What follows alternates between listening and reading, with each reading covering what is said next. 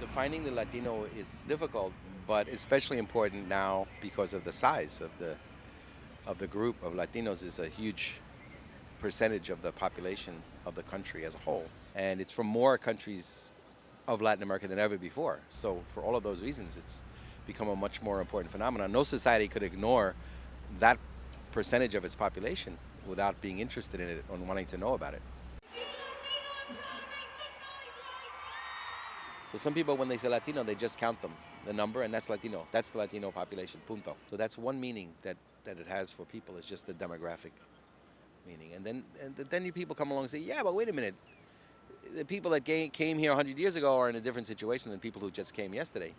You know, and rich people are in a different situation than poor people, and women are in a different situation than men, and gay people are very different. So they start to make all these divisions, you know, and they start to break it up into, so that they can do an analysis, you know, of what the relation is within this supposed like composite demographic of all the noses that are Latino noses, you know. But they never get back to, well, is there one thing though? Everything is all just these different pieces. However, there's also something that's bigger than all of those divisions, and that is that common history, the common sense of what people's past has been, and what their desire is for the future, and what they want out of life, and all that.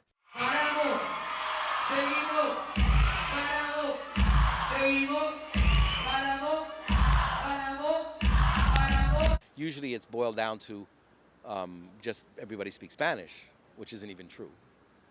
Or that everybody's Catholic, which isn't even true, you know? Or that everybody's Spanish, from Spanish background, which isn't even true. So all these things that people try to boil it down to are really not accurate. You know, they're just partially true, and they're not really true, and they're misleading. Because what happens to all the non-Catholics? What happens to all the people who only speak English or only speak indigenous language? You know, they get left out. So you're constructing a category where you're leaving people out. So you have to somehow or other develop something that's going to include everybody.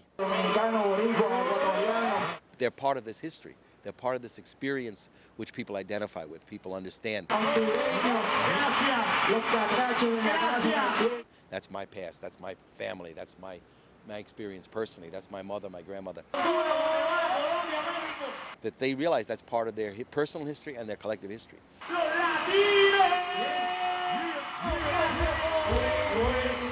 That's the imaginary. And I guess it's culture. I mean, it's very close to, I guess, a Latino culture, a pan-Latino culture.